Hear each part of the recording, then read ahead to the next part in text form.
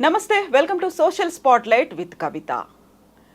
మలయాళ film ఇండస్ట్రీలో ఒక కుదుపుతోంది Hema committee report. Casting couch me too మూవ్మెంట్లకు సంబంధించి 2017లోనే కేరళ గవర్నమెంట్ ఒక కమిటీని ఫామ్ చేసింది. అది 2019లో రిపోర్ట్ ఇస్తే బయట ప్రపంచానికి ఈ మధ్య కాలంలోనే ఆ రిపోర్ట్లో ఏముంది అనేది వెల్లడైంది. ఇప్పుడు మెల్లిమెల్లిగా మలయాళ ఫిల్మ్ ఇండస్ట్రీకి సంబంధించి ఆ లోపల ఏం జరిగింది, కాస్టింగ్ కౌచ్ మీటూ మూవ్మెంట్ అని అప్పుడు ఉన్నటువంటి బాధితులంతా బయటకు వస్తున్నారు. దీనికి మూల కారకులైనటువంటి పెద్ద పెద్ద ప్రొడ్యూసర్లు కావచ్చు, డైరెక్టర్లు కావచ్చు, సూపర్ స్టార్స్ కావచ్చు, వాళ్ళు కూడా మెల్లిగా కదిరి ఇప్పుడు మాట్లాడాల్సినటువంటి పరిస్థితి ఏర్పడింది. ఎందుకని ఇంతకాలం పట్టింది, ఎందుకని కేరళ గవర్నమెంట్ ఒక కమిటీని ఫామ్ చేయాల్సినటువంటి అవసరం ఏర్పడింది, ఇదే మాట్లాడుకోబోతున్నాం. మనతో పాటుగా ఉన్నారు ఫిల్మ్ క్రిటిక్ భరద్వాజ గారు. సార్ నమస్కారం. సార్, ఇప్పుడు మలయాళ ఫిల్మ్ ఇండస్ట్రీ అమ్మ, మన దగ్గర మా అన్నట్టు అక్కడ అమ్మ అన్నారు. ఫస్ట్ మహిళలు వచ్చి అక్కడ ఉన్నటువంటి హీరోయిన్లు కావచ్చు, జూనియర్ ఆర్టిస్టులు కావచ్చు, మీటు కాస్టింగ్ కావచ్చు, అడ్జస్ట్మెంట్లు, కాంప్రమైజ్లు అన్నప్పుడు ఎవరు యాక్సెప్ట్ చేయలేదు సార్, ఒప్పుకోలేదు, వాళ్ళని సైలెన్స్ చేసే ప్రయత్నం చేశారు. ఇప్పుడు ఎందుకు ఒక సడన్గా ఒక బ్లోఅవుట్ లాగా కనిపిస్తోంది? అంటే బ్లోఅవుట్ లాగా కనిపించడం అంటే వాళ్ళ కమిటీ ముందు మాట్లాడారు. ఆ రోజు నాకు కమిటీ ఫామ్ చేయడానికి కొన్ని కారణాలు. ఆ టైంలో ఒక ఆర్టిస్ట్ని కారులో తీసుకెళ్ళి లైంగిక వేధింపులకు గురి చేసినటువంటి సందర్భం అది బయటకు వచ్చి గొడవ అయింది. ఆ సందర్భంగా గవర్నమెంట్ ఈ కమిటీ వేస్తానని చెప్పింది. అలా జస్టిస్ హేమా కమిటీ ఫామ్ అయింది. దాంట్లో మన శారద గారు కూడా ఉన్నారు, తెలుగు ఆర్టిస్టు శారద గారు కూడా ఊర్వశి శారద. అంటే ఆవిడకి మలయాళ చిత్రరంగం నుంచి చాలా గుర్తింపు లభించింది. ఆవిడకి 2 సార్లు ఊర్వశి అక్కడి నుంచే వచ్చింది. అందుకని ఆవిడకి మలయాళ చిత్ర పరిశ్రమలో చాలా గౌరవం ఉంది. అలా ఆవిడ కూడా అందులో మెంబరు. ఆవిడ కూడా తన ఎక్స్పీరియన్సెస్ చెప్పారు ఆ కమిటీకి, తన ప్రయాణంలో ఇలాంటివి ఎలా ఉన్నాయని. అంటే తను ఇండస్ట్రీలో అడుగు పెట్టినప్పుడు, లేకుంటే తను హీరోయిన్గా పనిచేస్తున్నప్పుడు అదే ఉంది. అంటే చాలా ఇండస్ట్రీలో, సినిమా పరిశ్రమలో ఇది పెద్ద ఇష్యూ అని ఎవరు అనుకోవడం లేదు. అందుకనే వీళ్ళందరూ పెద్దగా పట్టించుకోవడం లేదు. ఏమిటిది, ఇది మామూలు విషయమే కదా. అంటే సార్, ఇప్పుడు శారద గారు కూడా తను ఎక్స్ప్రెస్ చేశారంటే మోస్ట్లీ 30-40 ఏళ్ల క్రితం, ఆల్మోస్ట్ 50 ఏళ్ళు కూడా అనుకోవచ్చు మనం. అవును, ఆ టైంలో కూడా తను ఫేస్ చేశారు. కాకపోతే బయటికి రావట్లేదు. అంటే ఇప్పుడు వాసన్ ఉన్నాడు, జమినీ వాసన్ గారు, కాంచనమాల కెరీర్ని ఆయనే తొక్కేశాడు అనేటువంటి విషయం ప్రపంచానికి తెలుసు. దాని మీద రకరకాల కథనాలు వచ్చున్నాయి. ఇలా అంటే ఫీమేల్ మీద ఆ రకమైనటువంటి హెరాస్మెంట్ ఉంది ఇండస్ట్రీలో అనేది తెలుసు. అయితే అన్ని చోట్ల ఉంది కదా అనేది, ప్రతి ఇండస్ట్రీలోనూ ఉంది, ప్రతి చోట. ఇక్కడ ఒక మాట అడుగుతారండి, కమిట్మెంట్ అనేటువంటి మాట. ఇది చాలా ఇబ్బందికరం. అంటే కమిట్మెంట్ అంటే నిబద్ధత అని ఒక అర్థం ఉంది. అది పాజిటివ్ వేలో తీసుకుంటే నిబద్ధత అనే అద్భుతమైనటువంటి అర్థం ఉన్న పదాన్ని ఇంకొక సెన్స్లో వాడేస్తున్నారు వాళ్ళు. దానికి పూర్తి వ్యతిరేకమైనటువంటి, అంటే సమర్పణ అనే పద్ధతిలో వాడేస్తున్నారు వాళ్ళు. మీరు అంటే చాలా క్యాజువల్ పదం అది. కమిట్మెంట్ ఇస్తారా మీరు అని అడిగారు అని చెప్పి చాలామంది మాట్లాడేస్తున్నారు ఇప్పుడు. ఇలాంటి సందర్భం అంటే ఒకసారి ఎప్పుడో మెడ్రాస్లో ఒక డైరెక్టర్ గారు ఎవరో కనిపిస్తే, నేను ఆయన పేరు చెప్పను, పెద్ద డైరెక్టరే, ఆయనతో ఏదో క్యాజువల్ టాక్లో ఇలాంటి ఆరోపణలు ఉన్నాయి సినిమా పరిశ్రమ మీద అంటే ఆయన ఒక మాట చెప్పారు. అంటే మీరు చెప్పిన దానిలో కొంత వాస్తవం ఉంది, అవాస్తవం కూడా ఉంది అన్నాడు ఆయన. ఏమిటండి అంటే, ఆయన ఇప్పుడు అవుట్డోర్కి వెళ్ళినప్పుడు హీరో గారికి అవసరం అనుకుంటే ఆయన ఓపెన్గా చెప్తాడు, ఇది ప్రాబ్లము, నాకు హీరోయిన్ ఏమన్నా సహకరిస్తున్నామో కనుక్కోండి అంటారు. అన్నప్పుడు మేము అడుగుతాం. హీరోయిన్ గారు ఓకే చెబితే ఓకే, నాట్ ఓకే అన్నప్పుడు ఆవిడ ప్రాజెక్టుకి అవసరము అనుకుంటే మేము ఆవిడని ఇబ్బంది పెట్టాం. ఆవిడ అభిప్రాయం తెలుసుకుని వదిలేస్తాం. ఆ తర్వాత ఆయన కోసం వేరే ఎవరినైనా తీసుకొచ్చి వేరే క్యారెక్టర్లో ఏదో అడ్జస్ట్ చేసి తీసుకెళ్తాం. ఇంతే, ఇలా జరుగుతుందంటే హెరాస్మెంట్ అని మీరు అన్నమాట కరెక్ట్ కాదు. హెరాస్మెంట్ ఉండదు, మేము అడుగుతాం, అడిగినప్పుడు వాళ్ళు మ్యూచువల్గానే నడుస్తుంది, పెద్ద ఇబ్బందికరమైన పరిస్థితులు ఏమి ఉండవు, మీరు చెప్పినట్టుగా వేధింపులు ఏమి ఉండవు అన్న టోన్లో మాట్లాడాడు. సార్ మీరు ఇప్పుడు చెప్పిన ఈ మాట ఒక ఎగ్జాంపుల్, డైరెక్టర్ మీతో షేర్ చేసుకున్నటువంటి మాటల్లో రెండు కనిపిస్తున్నాయి సార్. గతంలో ఒక మాట అనేది కాస్టింగ్ డైరెక్టర్లు ఇలాంటి కాంప్రమైజ్లు కమిట్మెంట్లు అడుగుతారని, బట్ మీతో షేర్ చేసుకుంది డైరెక్టరే మేము అడుగుతాము అంటే ఒక మీడియేషన్ లాగా చేస్తున్నాడు. హీరోకి అవసరం ఉంది, కోఆపరేట్ చేస్తాడు. అడుగుతానని కాదండి, మామూలుగా హీరో రిక్వైర్మెంట్ ఉంటే ఆ టైంలో మీడియేటర్లుగా మాత్రం వ్యవహరిస్తారు. దీంతో పాటుగా హీరో ఆ క్యారెక్టర్కు వాళ్ళు అవసరం అనుకుంటే ప్రాజెక్ట్ వాళ్ళని తీసేస్తే ప్రాజెక్ట్ ఇబ్బంది అవుతుంది అనుకుంటే మాత్రం ఉంచుతారట. లేదు ప్రాజెక్టుకి ఇబ్బంది లేదు అనుకుంటే గనక ఆవిడ్ని తొలగిస్తారు. అది అప్పటికప్పుడు డెసిషన్ తీసుకుంటారు. పెట్టుకున్నప్పుడు అవసరం ఉంటుంది, పెట్టుకునేటప్పుడు మామూలుగా పెట్టుకుంటారు. ఒకవేళ ఆవిడ ఒప్పుకుంటే ఓకే. అంటే ఇది సడన్గా సంభవించే పరిణామాలు, రాత్రికి రాత్రి మారిపోతాయి. అంటే హీరో గారు కానీ డైరెక్టర్ కానీ వాళ్ళ రిక్వైర్మెంట్ అడిగినప్పుడు వాళ్ళు ఓకే చెప్తే ఓకే, లేదంటే గనక తీసేస్తారు. ఆ ప్రాజెక్టుకు అవసరం ఉంటుంది. ఒకవేళ అంటే తీసేయటం అనేది కామన్. ఒకవేళ ఆ ప్రాజెక్టుకి ఇబ్బంది అవుతుంది వాళ్ళని తీసేస్తే అనుకుంటే తీరు. డెమోక్రటిక్గానే పెడుతున్నాం కదా మేము అనేది వాళ్ళ ఉద్దేశం. వేధింపులు ఉండవు. వేధింపులు అని ఏదైతే మాట్లాడుతున్నారో అది కరెక్ట్ కాదు అనే అభిప్రాయం చాలామందికి ఉంది ఇండస్ట్రీలో. అందుకనే దీన్ని అసలు ఇష్యూగానే పట్టించుకోవట్లేదు. ఇదంతా న్యాచురల్ ప్రాసెస్ కదా, దీని గురించి ఎందుకు ఇష్యూ చేస్తున్నారు, ఎందుకు బయట ఇంత మాట్లాడుతున్నారు అన్న ధోరణిలో సురేష్ గోపి కూడా చిరాకు పడ్డాడు. ఇప్పుడు కేంద్ర మంత్రి అయ్యారు. చిరాకు పడి ఆయన చాలా సీరియస్గా మాట్లాడాడు. ఎందుకు ఇది ఇష్యూ చేస్తున్నారు అని. అంటే మీడియా మీద కోపడ్డాడు ఆయన. మీడియాని టార్గెట్ చేస్తూ ఎందుకు దీన్ని అనవసరంగా హైప్ చేస్తున్నారు ఈ విషయాన్ని అనేది ఆయన గొడవ. ఇదే నేపథ్యంలో చాలామంది సిద్దికి రాజీనామా చేయటం, ఇప్పుడు లేటెస్ట్గా మోహన్ లాల్ అధ్యక్షుడు, అధ్యక్షుడు ఆయనతో పాటు మొత్తం 17 మంది రాజీనామా చేశారు. కొత్త పాలక మండలిని త్వరలో నియమిస్తామని ఏదో చెప్పారు. అంటే వీళ్ళందరూ దేనికి రిజైన్ చేస్తున్నారంటే నిరసనగానే. అంటే నిజానికి కమిటీ నివేదిక బయటకు వచ్చినప్పుడు సెన్సార్డ్ కాపీయే వచ్చింది, ఎవరి పేర్లు లేవు బయటికి రిలీజ్ చేసిన దానిలో. కానీ రిలీజ్ అయిన తర్వాత ఒక్కొక్కళ్ళు రెస్పాండ్ అవుతున్నారు.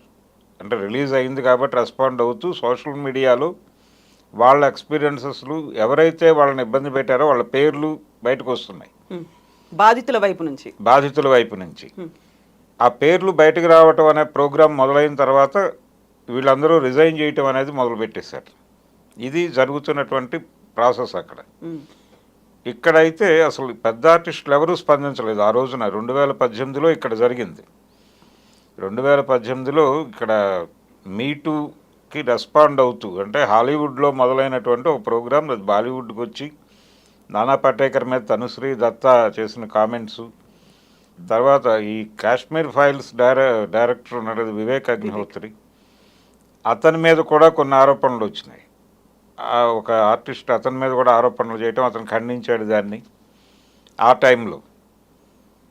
ఇలా నడుస్తున్నటువంటి క్రమంలో ఇక్కడ కూడా మీటూ అనేదాన్ని ఆ ఉద్యమం తాలూకా ఛాయలు కనిపించినాయి. కొంతమంది ఓపెన్గా బయటకు వచ్చి ఛాంబర్ దగ్గర ఒక చిన్న ధర్నా లాంటి కార్యక్రమం చేశారు.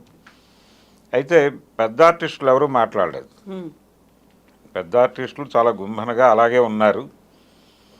కొంతమంది జూనియర్ ఆర్టిస్టులు వీళ్ళు మాట్లాడారు. మాట్లాడిన సందర్భంలో కొన్ని ప్రజా సంఘాలు, మహిళా సంఘాలు దాన్ని పట్టించుకుని, కొండవీటి సత్యవతి గారు ఇలాంటి వాళ్ళు, సజయ్ గారు, సంజయ్ గారు ఇలాంటి వాళ్ళు కొంతమంది పట్టించుకుని దీని మీద, అంటే అప్పటి సినిమాటోగ్రఫీ మినిస్టర్ తలసాని శ్రీనివాస యాదవ్ గారికి ఒక లెటర్ ఇచ్చారు. ఇచ్చి కోర్టులో కూడా ఒక బిల్ వేశారు. వేసి ఇక్కడ ఒక కమిటీని పెట్టి దాని నుంచి ఒక నివేదిక తీసుకుందామనే ప్రయత్నం జరిగింది. ఆ సందర్భంగా ఒక కమిటీని ఏర్పాటు చేశారు.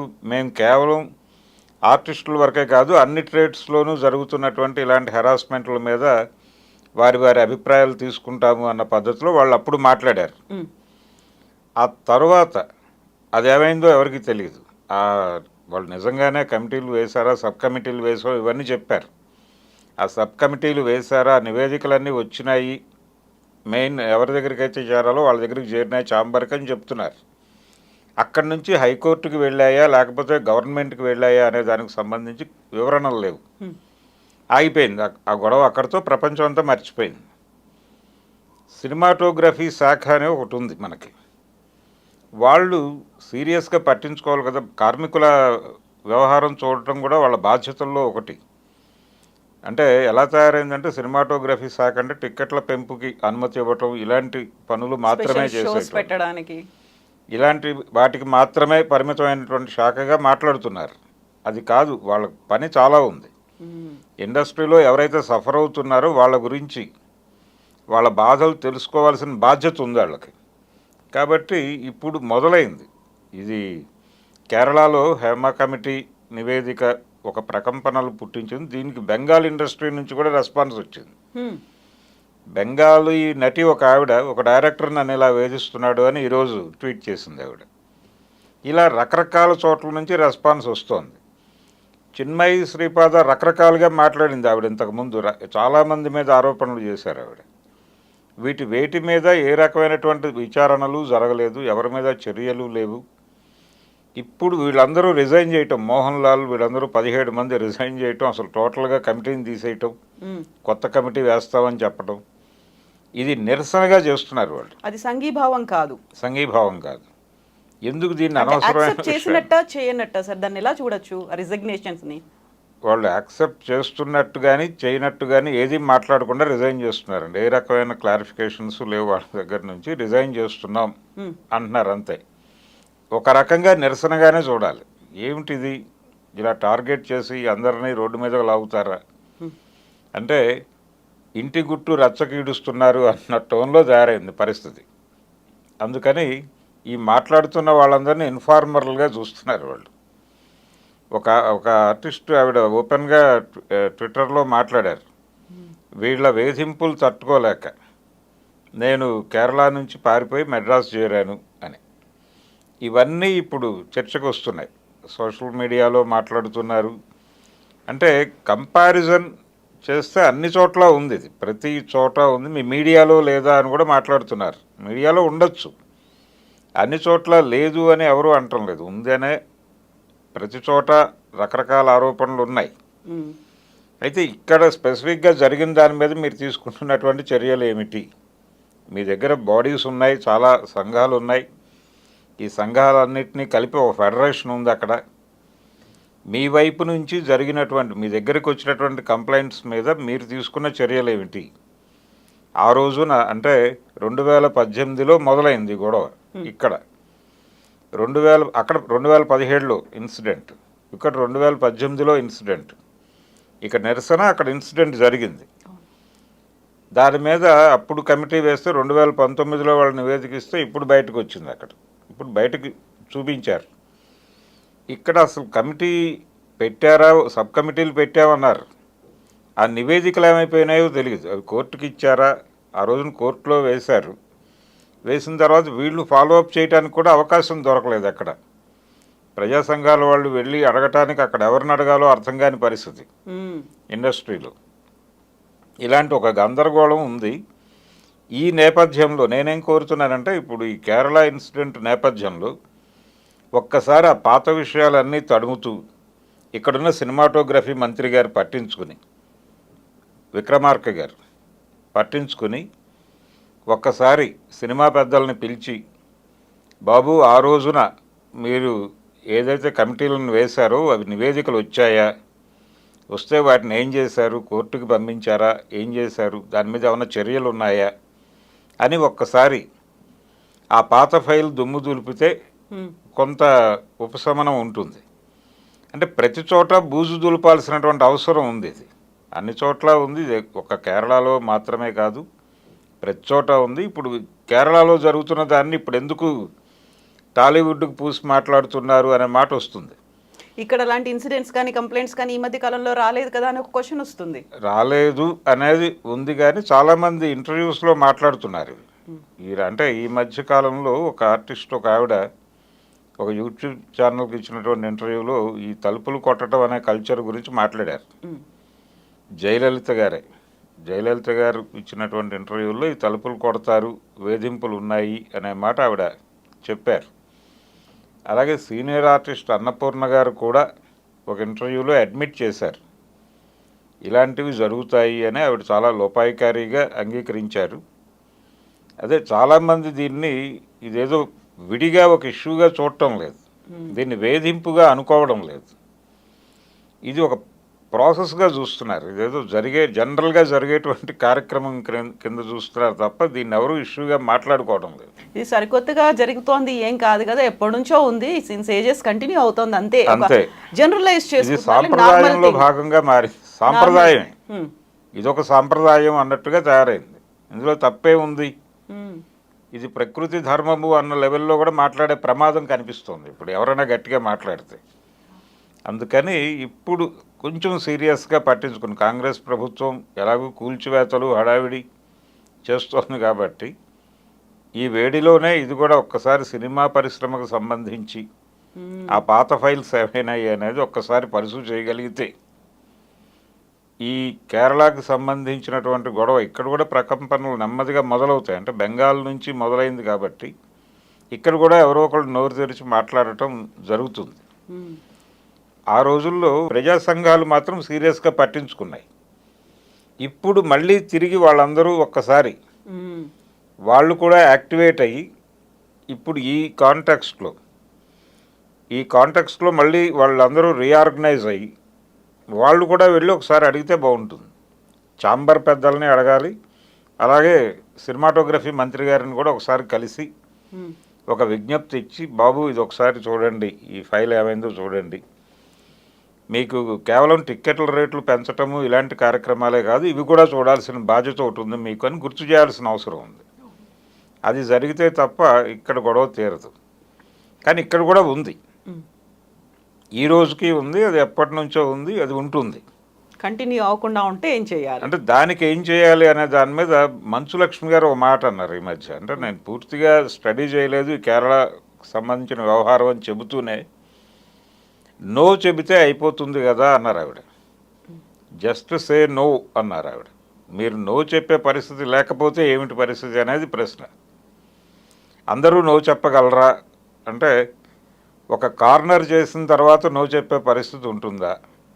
ఆ కల్చరు, దానికి సంబంధించినటువంటి ఇతర విషయాలు అవన్నీ అంటే ఒక రకమైనటువంటి భూస్వామ్య వ్యవస్థలాగా ఒక కార్మికుడిని దోచుకోవటమే నా పని అని పెట్టుబడిదారుడు ఎలాగైతే అనుకుంటాడో అలాగే మహిళలను వేధించడం సహజంగా జరిగేటువంటి ప్రక్రియ అని అనుకుంటే పురుషుడు, ఆ పరిస్థితి పరిశ్రమలో ఉంది అనుకుంటే దాన్ని యాక్సెప్ట్ చేయగలరా ఎవరైనా ఓపెన్ డిబేట్లో? అవునండి, ఒక పురుషుడు ఒక స్త్రీ అడిగితే తప్పే ఉంది అని కనుక బలంగా ఆర్గ్యూ చేయగలరా? ఓపెన్ డయాస్ మీద చేసే పరిస్థితి ఉందా? అది చేయరు, మళ్ళీ హిపోక్రసీ వస్తుంది, వీళ్ళు చాలా విలువలు అవి అన్నీ మాట్లాడేస్తారు. కానీ ఈ విషయం దగ్గరికి వచ్చేసరికి మళ్ళీ చాలా గుంబనగా లోపల మాట్లాడుకోవాలి. అదేదో చిరంజీవి గారు ఆ మధ్య ఎక్కడో మా మీటింగ్లోనే అన్నారు, మంచి మైక్లో మాట్లాడండి, చెడు చెవిలో మాట్లాడండి అని. అలాంటి సిద్ధాంతాలు చెప్పేస్తారు. అందుకని టాలీవుడ్లో కూడా ఉంది ఇది, బాలీవుడ్లో ఉంది. ఆవిడ తనుశ్రీ దత్తా గారు ఆ రోజుల్లో ఒక ప్రకంపన పుట్టించారు. ఆవిడ మీద కూడా రకరకాల విమర్శలు వచ్చినాయి. ఆవిడ తన ఇమేజ్ పెంచుకోవడానికి ఎవరినో కార్నర్ చేయడానికి నానా పాటేకర్ని ఆవిడ టార్గెట్ చేశారు అని ఆవిడ మీద విమర్శలు వచ్చినాయి. ఆవిడ కూడా ఇక్కడ యాక్ట్ చేసి వెళ్ళారు తెలుగులో. ఇలా ఈ హీరోయిన్స్ విషయంలో ఘర్షణలు పడ్డ హీరోల కథలు కూడా సర్క్యులేషన్లోకి వచ్చినాయి ఇక్కడే టాలీవుడ్లోనే. ఇలా అనేక కథలు రకరకాల ప్రచారాలు ఉన్న సందర్భం ఉంది. కొన్నిట్లో కొన్ని వాస్తవాలు ఉండొచ్చు, కొన్ని అవాస్తవాలు కూడా కలగలిసి ఉంటాయి. దానిలో రూమర్గా బయటకు వచ్చినప్పుడు వీటిని నిజాలేమిటి దీనిలో అనేది నిగ్గు తేల్చి వాళ్ళతో మాట్లాడాల్సిన అవసరం ఉంది. దీనికి ఒక కమిటీ వేయాలి. ప్రతి ఒక్కరూ వారి ప్రాబ్లంని వెళ్ళి అక్కడ చెప్పుకోగలిగినటువంటి పరిస్థితి ఉండాలి, ఒక విండో ఉండాలి. ఉండి ఇలాంటి వేధింపుకి గురైనప్పుడు వాళ్ళు వెళ్ళి అక్కడ చెప్పుకుంటే వాళ్ళు ఏదైనా చర్య తీసుకునేటువంటి పరిస్థితి ఉండాలి. షీ టీమ్స్ ఇవన్నీ పెట్టారు, ఓకే, కానీ ఇండస్ట్రీలో షూటింగులు జరుగుతున్న ప్రాంతంలో ఏంటి పరిస్థితి అనేది ఎవరికీ తెలియదు. ఏం జరుగుతోంది వాళ్ళ ఇప్పుడు ఎవరి కంపార్ట్మెంట్ వాళ్ళది అయిపోయింది, ఎవరి కార్వాన్ వాళ్ళది అయిపోయింది. ఆ కార్వాన్లోకి ఎవరికి ఎంట్రీ ఉండదు, లోపల ఏం జరుగుతోందో ప్రపంచానికి తెలియదు. ఇలాంటి కండిషన్లో పురుషాధిక్యత అనేది ఎలా పనిచేస్తోంది సినిమా ఇండస్ట్రీలో అనే దాని మీద ఒక చెక్ ఉండాల్సినటువంటి అవసరం అయితే ఉంది. దాని మీద ఏదైనా చర్య తీసుకోగలిగితే సినిమాటోగ్రఫీ మంత్రి గారు అది ఒక మేలు చేసిన వాడు అవుతాడు ఆయన. సరే, ఇప్పుడు మలయాళ ఫిల్మ్ ఇండస్ట్రీకి సంబంధించి ఒక జస్టిస్ హేమా కమిటీని ఏర్పాటు చేసింది ప్రభుత్వం. ఇప్పుడు ప్రభుత్వానికి నివేదిక అందించిన తర్వాత అమ్మ కదులుతోంది, రాజీనామాలు చేస్తున్నారు, ఇవన్నీ అవుతున్నారు. అసలు అక్కడ తప్పు జరిగింది అని యాక్సెప్ట్ చేశారా అంటే లేదు. రిపోర్ట్ మాత్రం బయటకు వచ్చింది. బాధితులేమో మాట్లాడుతున్నారు. ఆ తర్వాత ఎవరైతే దీనికి చేశారో వాళ్ళు రాజీనామాలు చేసి వెళ్ళిపోతున్నారా, అసలు యాక్సెప్ట్ చేస్తున్నారా లేదు, ఇంతకాలం సైలెంట్గా ఉన్నారు, ఇప్పుడు మాత్రం వేరే చోట జరగట్లేవా అని చెప్తున్నారు. అసలు ఒరిజినల్గా న్యాయం అనేది జరుగుతుందా సార్ అక్కడ? లేదండి, లేదు. అంటే న్యాయం ఏం జరగదు, ఒక సెటిల్మెంట్ జరుగుతుంది. ఇప్పుడు మేము సినిమాలు మానేస్తాం అనే దాకా వెళ్ళిపోతారేమో వీళ్ళ నిరసన రూపం అన్నట్టు కనిపిస్తుంది అక్కడ. మేము సినిమాలు చేయటం మానేస్తాం, ఇండస్ట్రీ ఏమైపోతుందో చూసుకోండి అని ఈ రిజైన్ చేసినటువంటి ప్రముఖులందరూ అంటే అప్పుడు వెళ్ళి మేము ఏదో పద్ధతిలో సెటిల్ చేస్తాం, మీరు కోపం తెచ్చుకోకండి అని మాట్లాడతారు. ఇది కూడా అహంభావపూరిత ధోరణి. అంటే మేము శాసిస్తున్నాం పరిశ్రమని అనే ధోరణి. ఇక్కడ కూడా ఆ పరిస్థితి వస్తే అదే మాట్లాడతారు. మన హీరోలు కూడా అదే మాట్లాడతారు నిర్మోహమాటంగా. ఇప్పుడు పరిశ్రమలో పెద్దలు లేకుంటే పరిశ్రమను శాసించే వాళ్లే కాదు, ప్రభుత్వంలో కూడా కీలకంగా ఉన్న వాళ్ళు కూడా సపోర్ట్ చేస్తున్నారు అనే వాదన జస్టిస్ హేమా కమిటీ రిపోర్ట్ దగ్గర నుంచి వచ్చింది. వాళ్ళు చాలా కీలకంగా ఉన్నారు. ఈ వేధింపులు రకరకాలుగా ఉంటాయండి, రకరకాల వేధింపులు ఉంటాయి. సీనియర్ ఆర్టిస్ట్ జమున గారు, ఆవిడ మీద ఒక 3 సంవత్సరాలు ఇద్దరు అగ్రనటులు బ్యాన్ పెట్టారు. బ్యాన్ పెట్టి, అంటే ఆవిడ మీద ఎలిగేషన్ ఏంటంటే బయటికి మాట్లాడిన ఎలిగేషను, ఆవిడ పెద్ద హీరోలకి గౌరవం ఇవ్వరు, కాలు మీద కాలేసుకుని కూర్చుంటారు, పొగరెక్కువ, కాలు మీద కాలేసుకుని కూర్చుంటారు, లేచి నిలబడరు, ఏ గౌరవం ఇవ్వరు, ఇలాంటి ధోరణి ఉంది ఆవిడకి అనేది కంప్లైంట్. ఈ కంప్లైంట్ రైజ్ చేసింది అక్కినేని నాగేశ్వరరావు గారు. అయితే కేవలం ఈ కంప్లైంట్ల వల్లనే బ్యాన్ చేశారా అంటే దాని వెనకాల రకరకాల కథలు ప్రచారంలో ఉన్నాయి ఇండస్ట్రీలో, వాళ్ళిద్దరి మధ్య ఏం జరిగింది అనే దానికి సంబంధించి. అయితే బయటకు వచ్చిన రీజన్, వాళ్ళు చెప్పుకున్న రీజన్ అయితే ఇదే. ఆయన వెళ్ళి రామారావు గారిని కన్విన్స్ చేసి ఈ పరిస్థితిలో ఉన్నటువంటి హీరోయిన్తో మనం ఎలా సినిమాలు చేస్తామని చెప్పి ఆయనతో కూడా బ్యాన్ పెట్టించాడు. గుండమ్మ కథ టైంలో దాన్ని మళ్ళీ లిఫ్ట్ చేశారు వాళ్ళ ప్రమేయంతో. చక్రపాణి గారు, కేవీ రెడ్డి గారు కల్పించుకుని ఇలా చేయటం ఏమిటి అని చెప్పి మళ్ళీ ఆ సినిమాలో నాగేశ్వరరావుని జమునని వీళ్ళిద్దరిని పేరు చేసి ఆ తర్వాత గుళేబక్క వాళ్ళ కథ వీటిలో రామారావు గారి పక్కన చేశారు ఆవిడ. అంటే అప్పుడు కూడా ఆయన అడిగాడట, నేను మా సినిమాలో తీసుకోవచ్చా అని రామారావు గారు అడిగితే, అసలు బ్యాన్ పెట్టడం ఏమిటి, అసలు ఏమనుకుంటున్నారు మీరు అని వాళ్ళు మళ్ళీ కోపడిన తర్వాత ఆయన గుళేబక్క వాళ్ళ కథలో తీసుకున్నారు. అదే ముందు రిలీజ్ అయింది గుండమ్మ కథ కంటే కూడా. ఈ పరిస్థితి ఫిమేల్ ఆర్టిస్టులు ఎదుర్కొంటూనే ఉన్నారు తరతరాలుగా. కాకపోతే అందరూ వాయిస్ రైజ్ చేయలేదు. అది కేవలం లైంగిక వేధింపుగానే ఉండకపోవచ్చు, ఏ రకమైనటువంటి వేధింపు అయినా అది కూడా పురుషాధిక్యతే. ఎందుకు రెస్పాండ్ అవ్వలేదంటే హీరో వచ్చినప్పుడు ఎందుకు లేచి నిలబడాలి, ఇద్దరు ఆర్టిస్టులే కదా, మామూలుగా హలో అంటే హలో అనుకుంటారు, అంతవరకే. గౌరవాలు ఇచ్చిపుచ్చుకోవటం అనేది ఎందుకు ఇష్యూగా మారుస్తున్నారు అనేది, ఇలా రకరకాలుగా ఉంటాయి వేధింపులు. ఈ వేధింపులకు గురైన వాళ్ళు అంటే రేలంగి గారు అన్నారట అప్పట్లో జమున గారితో, తంతే బూరెల బుట్టలో పట్టమంటే ఇదే, నువ్వు హాయిగా హిందీ సినిమాలు అవి చేసుకో, ఇది కాకపోతే ఏంటి అక్కడ ఉంది కదా, నీకు లైఫ్ ఉంది, నువ్వేం టెన్షన్ పడద్దు అని. అలా ఆవిడికి అవకాశం దొరికింది. కానీ దొరకని వాళ్ళు, దెబ్బతిని తర్వాత ఇండస్ట్రీలోంచి వెళ్ళిపోవాల్సిన పరిస్థితి వచ్చిన వాళ్ళు చాలామంది ఉంటారు, బయటకు చెప్పుకోలేని పరిస్థితి. చెప్పుకోవడానికి ట్రై చేసినా ఇది సహజం అమ్మ, జరుగుతూ ఉంటుంది, ఇవన్నీ పట్టించుకోకూడదు. అంటే కొనసాగితే కొనసాగటం, లేదంటే వెళ్ళిపోవడం, ఇంతకుమించి వేరే ఆప్షన్ లేదు అనే పరిస్థితి ఉంటే ఎవరు మాత్రం ఏం చేయగలరండి అక్కడ. అంటే ఒక బాడీని ఎగ్జిక్యూట్ ఎందుకు చేయలేకపోయారు వీళ్ళు ఇప్పటిదాకా? ఇలాంటిది ఉంది అని తెలిసినప్పుడు చెప్పుకోవడానికి ఒక కమిటీని వేయాలి కదా. మీరు వచ్చి ఈ విషయం ఫలానా వ్యక్తికి చెప్పుకోవచ్చు మీ సమస్యని అని ఒక బాడీని అక్కడ పెడితే వాళ్ళు వచ్చి చెప్పుకుంటారు. వాళ్ళు పిలిచి మాట్లాడేటువంటి అవకాశం కల్పించాలి. అట్లా ఒక చర్య తీసుకోకపోతే ఎలాగా? అంత గొడవ జరిగిన తర్వాత ఆ రోజున దాన్ని మళ్ళీ మర్చిపోయింది ప్రపంచం అంతా. ఇప్పుడు ఈ కాంటెక్స్ట్లో మళ్ళీ దానికి కొంచెం ఊపిరి వస్తుంది. అందుకని దానికి పూర్తి ఊపిరి పోసి, ఇప్పుడు ఇష్యూ లేదు కాబట్టి దాని గురించి ఎందుకు మాట్లాడటం అంటారు. ఇప్పుడు అది కాదు, అక్కడ ఇష్యూ రైజ్ అయింది, వాళ్ళందరూ మనకు తెలిసిన ఆర్టిస్టులే. అందుకని రెస్పాండ్ అవ్వాల్సిన అవసరం అయితే ఉంది. తెలుగు సినిమా పరిశ్రమ కూడా రెస్పాండ్ అవ్వాల్సిన అవసరం ఉంది. 2018 నాటి గొడవ ఇప్పుడు ఎందుకు అనుకోకుండా అప్పుడు మనం చేసింది ఏమిటి అనేది ఒక్కసారి రివ్యూ చేసుకోవాలి. వీళ్ళు లేదు అని మాట్లాడితే ఓకే, లేదు సినిమా పరిశ్రమలో అంతా పవిత్రంగా నడుస్తుంది అని చెప్పేది మాత్రం ఖచ్చితంగా హిపోక్రసీని. సో మీరు ఇప్పుడు ఒక మాట అన్నారు, వేరే పరిశ్రమల్లో లేకుంటే వేరే ఫీల్డ్స్లో ఇట్లాంటివి లేవా? ఇది ఒక మొండి వాదన అనేది ముందు నుంచి ఉంది. ప్రతిసారి కూడా కేవలం ఫిల్మ్ ఇండస్ట్రీని ఎందుకు ఫోకస్ చేస్తారు? డాక్టర్లు కావచ్చు, ఇంజనీర్లు కావచ్చు, మిగతా ఫీల్డ్స్లో కూడా ఉన్నాయి కదా. కేవలం హైలైట్ అయ్యేది గ్లామరస్ ఇండస్ట్రీ కాబట్టి అనేది. దాన్ని ఎలా చూస్తారు సార్ మీరు అసలు? అన్ని చోట్ల ఉంది, లేదని ఎవరన్నారు? ఎక్కడ ఉంటే అక్కడ గొడవ జరుగుతుంది. అక్కడ ప్రతి చోట దీనికి సంబంధించి వాళ్ళు అడ్రస్ చేసుకోవటానికి ఒక బాడీ ఉండాల్సిన అవసరం ఉంది ప్రతి ఆఫీస్లోనూ. కానీ దాన్ని కూడా కంట్రోల్ చేస్తారు వాళ్ళు, దాన్ని కూడా కంట్రోల్ చేస్తారు. టోటల్ ప్రపంచవ్యాప్తంగా ఉందండి ఇది, ఒక చోట అని కాదు. దీనికి కారణం ఏమిటి అంటే యాటిట్యూడ్లో ఉన్న ప్రాబ్లమే, అంతకుమించి ఏమీ కాదు. వీళ్ళ ఫీడ్బ్యాక్లు, వీళ్ళ పెంపకాల నుంచి మొదలైనటువంటిది.